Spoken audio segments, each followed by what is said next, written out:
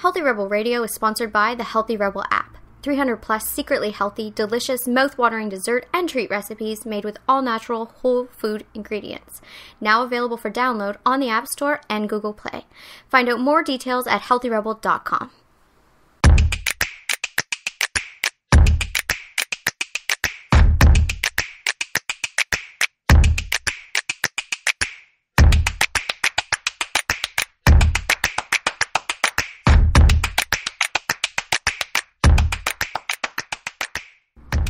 Welcome to Healthy Rebel Radio. I'm your host, Dr. David Deiser. I'm here with my Damien Health Healthy Rebel co-founder, Amy Lane. Good morning. Good morning. Today we're talking a few recent studies that are in the news. I mean, these are things that have come out over the last 4 or 5 weeks while we've been hanging out with True. We've got a brand new baby and she may make squeaks. She's here. She's here. She'll be here for the whole show. The first study is this new trial where they were looking at coconut oil use in colon cancer. Okay. What they found was coconut oil was able to induce apoptosis. Now, apoptosis is this destructive mechanism in the cell, which we all have, and in cancer, it's sometimes lost. So the cells cannot kill themselves, so they just continue to grow. Now, there's one fatty acid inside coconut oil. So for coconut oil, we're looking at medium chain fatty acids. There's one called lauric acid. It kills colon cancer cells. Wow. So cool. So this doesn't mean that coconut oil is the treatment for colon cancer. It just means that it can be helpful in prevention. It can be helpful to keep these cells healthier longer. But it also might be useful with other treatments, so in conjunction, as part of a naturopathic protocol. It's the lauric acid in the coconut oil. Now, coconut oil has so many uses. So many other benefits.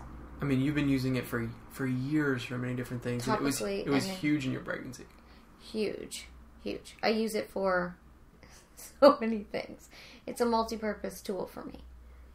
Yeah, I mean, right now. But now I even use it for. I put it on the baby. I put it on my nipples. Yeah. I mean, you use it to keep your skin healthy throughout the pregnancy. Yeah, I use it in my body butter, my ultimate body butter that I'm obsessed with. I use it on like skin abrasions, like if I burn myself. I use it to remove my mascara at night. It's the best. Really? I use it in my hair. We've been cooking with it for a long time. Yes. I mean, obviously I make chocolates with it, like it's going out of style. Definitely. Probably seen that on the blog. What else? It's part of your nipple balm when you were making your own. Yes. It's probably in the one that you purchased too. I don't know if it is or if it's olive oil. But I still use it. Right. Yeah. And then in breastfeeding, you've been using it to get a few extra calories in the morning. Yes, I have been. And you've just been putting it on your toast? Yeah, I find it really helpful because our baby doesn't like to be put down. No. She likes to be held. So I find making food really challenging right now. That's why it's been a standstill on the blog as well, because I've had my hands full for 5 weeks. So just getting those extra calories, I use coconut oil basically in everything I have. Yeah. And especially in the morning, because it ensures that I'm getting enough calories. Definitely. Yeah, it's been really helpful. Also, I'm really excited about this new study because it's going to push them to look further. Now, the problem with naturopathic or sort of integrative medicine studies in cancer care is that you can't patent them. No. Like, I mean, you could pull the lauric acid out of the coconut oil and put it into capsules and use that, but it's not a patent. Anyone could do it. Right, but the other thing is that there's also not big pharma money. Right, behind it, because they don't see the benefit because they can't patent it. Because it's not money. Yeah. Because it's a natural product that anyone could go get. It comes from food. Yeah. Yeah, that's interesting. It's the same thing with vitamin D. I mean, in Canada here, we have been obsessed with it, which has been so great. But in many other places, it hasn't been so popular. There have been many studies showing that vitamin D3 prevents breast cancer, or reduces the risk of breast cancer in postmenopausal women. Actually, it might be premenopausal as well. Many studies have shown that having adequate D3 levels reduces the risk of breast cancer, some by 50%, some by up to 70, 90% of these studies. big observational study. So we were doing a lot of vitamin D testing to make sure people are in the levels. I love to see that because in Canada here, Health Canada has recommended everyone be taking vitamin D, and even the only thing we were recommended to give to the baby was vitamin D. Yeah. Yeah, so I thought that was really cool. What else is going on? So many things. I mean, this other study about placebo. I don't know how you feel about placebo pills. Someone did an open label trial on low back pain with placebo pills. What they found was, so you got to go to the trial, you got to choose. Are you getting the medicine or are you going to take the placebo? The people who took the placebo on purpose saw a greater reduction in pain. That's funny. I don't know. Like, I believe in, obviously, in placebo because it's under the same umbrella as a lot of what I work in. Like, in that, you know, let's use my birth experience, for example. Right. You know, I think that if I had fed myself, you know, junk food and I didn't exercise, not only do those physical changes happen, or if I didn't introduce, more so if I didn't introduce myself to all the positive birth stories and decide that I can handle pain and that I can breathe into it and do all those things. I mean, it was all mental, really. Yeah, exactly. Mindset. It was mindset. It was and I mean, in so many things in my life are mindset. I've learned that of how you can control outcomes by your perception and a lot of it's just surrender. Mm-hmm. Surrender to circumstances. So yeah, I mean, placebo, I love it. Well, it's been shown over and over that it's effective. I mean, mindfulness training has been so huge. I mean, that's just altering your mindset to reduce anxiety. I mean, it works. Now, the interesting thing about this study is people chose to consume the placebo capsules, and then they had to enough people set their own mindset to a positive that they saw a greater reduction in pain. They chose the placebo pills. It's not like they got it blindly. Yeah. They chose them and they saw an increased reduction in pain. Like 30%. Yeah. 30% less pain, 20%, 29% reduction in disability compared to the control.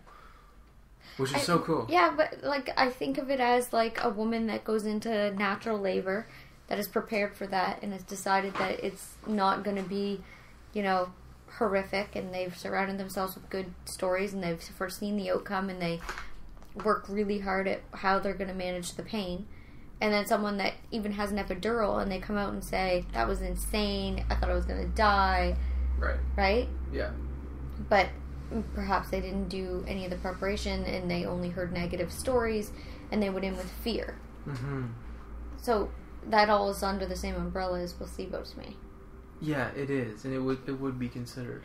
And I find now, it so interesting. Going through something so extreme, I just have a whole new respect for, I bet, mind training, basically. Well, I mean, you did the hypnobirthing training, mm-hmm. which was mostly mindset and breathing, right? Affirmations, meditations, visualization, mm-hmm. breathing. But then I did my own thing that I've been doing for everything in my life, which is that under the same umbrella. Right. I mean, and this concept has been around for so long. One of the first times I read about it for this old school business book I read. Mm-hmm. It's really popular. I'm sure mm-hmm. most people have heard about Think and Grow Rich. Yes. Where they're talking about how mindset is everything, basically. Is everything, and they this was in like the 20s. If you think you're going to be rich, you will. Be rich. And then they followed all these millionaires at the time. Yeah. And that's what they said. I always thought I would be. Yeah. And I focused on it, and I set goals, and I think it's that book too that discusses how if they did like a study and there was like 3 people that lost their jobs, and all 3 people in their next job basically ended up making the exact same amount of money, except for, and then there was this 4th person that lost their job but then decided they wanted to make X amount more and just set that and thought they were worthy of that and thought it was possible, and then they got that. And it was all about, you know, your expectation and your resting headspace is what you receive in life. Right. Right? And it was really interesting because they had completely different jobs, but they ended up making the exact same amount of money because that's what they thought their worth was. That's what they thought was possible because that's what they had seen before. Yeah. And they decided that's what was factual because that's what they received. Now this other person decided, no, I haven't seen myself make this amount of money, but I believe it's possible, and started believing more in what they haven't seen than what they have seen. So then what they believed in showed up. Mm-hmm. Michael Beckwith has a saying about that. If you believe more in what you don't see and what you do see, what you haven't seen will show up, kind of deal. Oh, nice. Yeah. You got it's sort of like the law of attraction type stuff.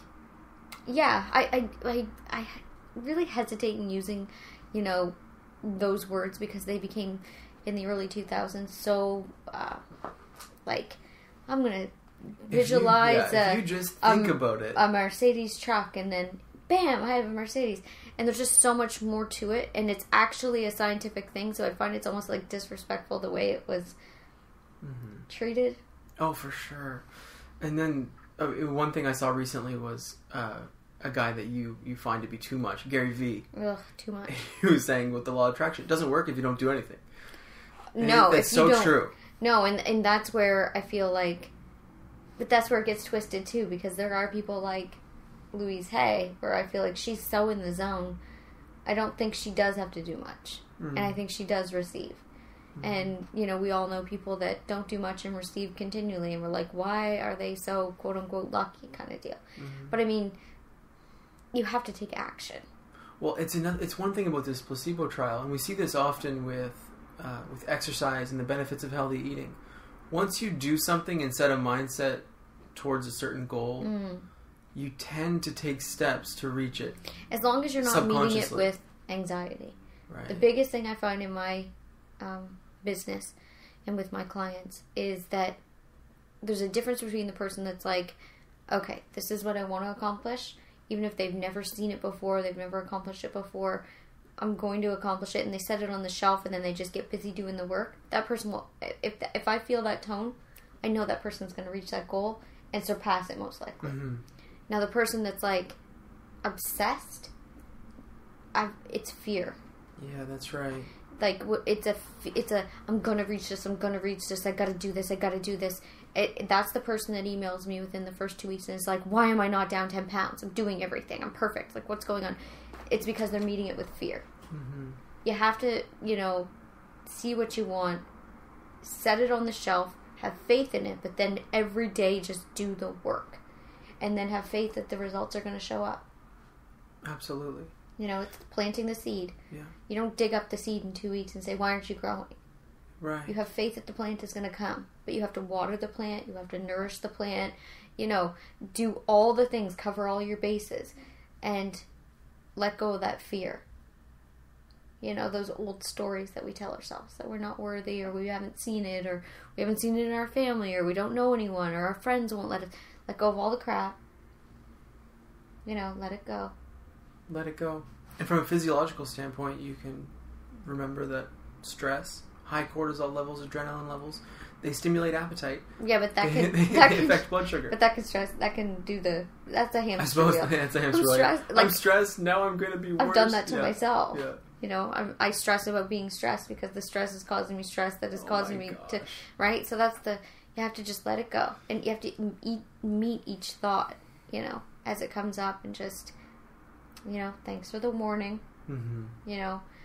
I'm good. I'm going to do this. This is why I'm worthy. And I often, when fear thoughts come up, I'll meet it with the opposite affirmation. So while I was pregnant, I was really scared what was going to happen with my body.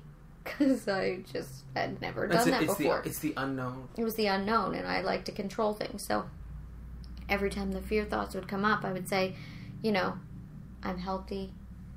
I'm fit. I'm doing everything I can to have a healthy experience, a healthy pregnancy. My body's doing exactly what it's supposed to be doing. I'm doing all the things to be healthy, and everything that's outside of my control is happening on purpose for me, for the baby, for the highest good. Mm-hmm. I blessed it and I let it go. So once you hear that, how could you go back to... Well, I'll be devil's advocate for a second. One thing about this is everything you're saying in the first part of the statement is true. You are doing everything. Mm-hmm. You know what I mean? So you're telling yourself the truth. Mm-hmm. It's much harder when people aren't doing the things. Well, that's why you have to do the things. That's right. You have to do the things. And that's the biggest thing I learned in my life. You know, I used to just, for years, just want something, but not do the right... Like, I would starve myself, and I would do, you know, hours of cardio. Yeah. And I would smoke cigarettes, and I'd take fat burners. And I would... Then, I'd kill myself for a week. And then I'd sit in the bathtub on Saturday night and cry. Why am I not there? Mm-hmm. Well, because you're not loving yourself. Right. You're just pouring fear and hate into your own body. You're punishing yourself and then wondering why you're not blossoming into this beautiful flower. Right? Mm-hmm. I mean, that's a hard lesson to learn. Is it ever? You have to surrender to the work. Yeah. You just have to surrender to the work. Because once you start doing the real work, it becomes a joyful experience. Mm-hmm. Once you give up the resistance to what it takes to be whatever you want, I mean, there's so much freedom and power in that. Yeah. You know, there's so many people that agonize for decades about, say, wanting to lose weight. Yeah. Yet they eat junk food and they don't exercise and they hate themselves and the whole thing, right? It takes so much more energy to do that. And once you realize that in the moment you decide to do the real work, to surrender to how long it takes, to surrender to what the work is, it's so much easier than the avoidance. And it's really hard to explain that to people that are in the avoidance pattern. Because you look at your day and there's hours in a day, and I mean, I get it, you know. Oh, yeah. It's the same thing in academia. I mean, I find that it's a grind. Education is such a grind. It's the same thing from business, from weight loss journeys. Yeah.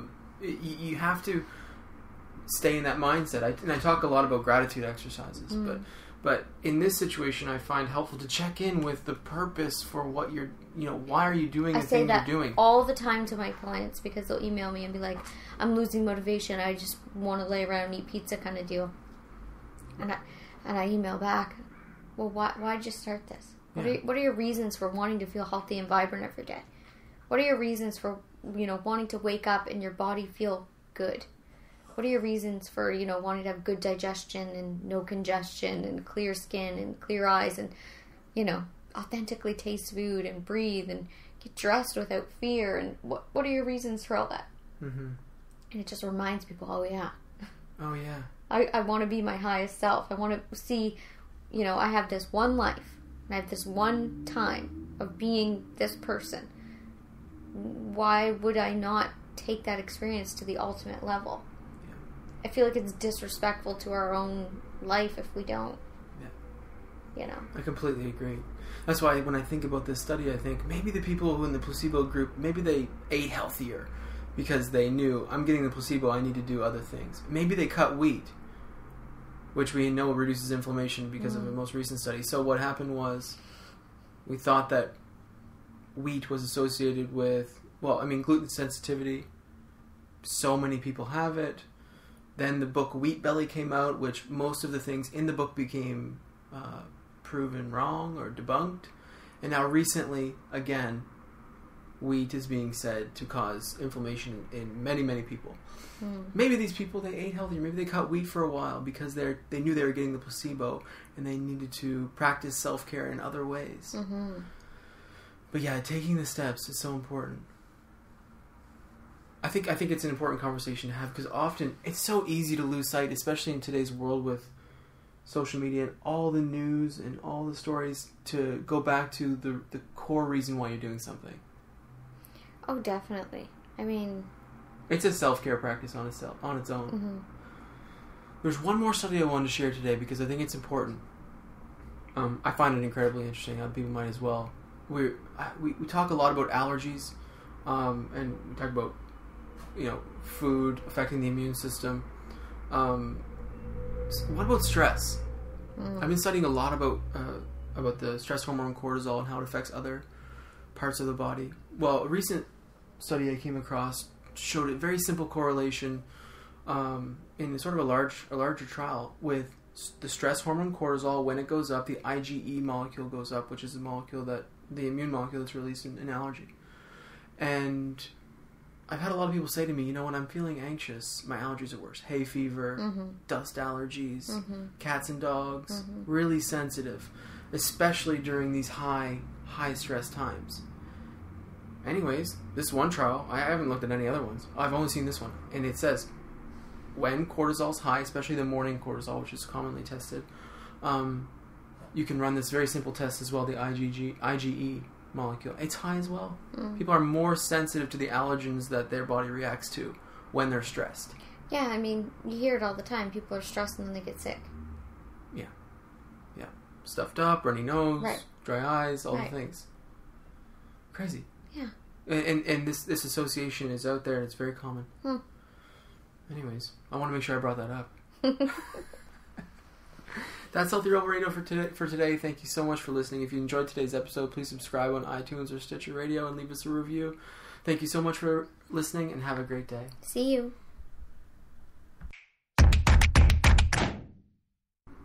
Healthy Rebel Radio is presented by the online health and wellness center, DamieHealth.com.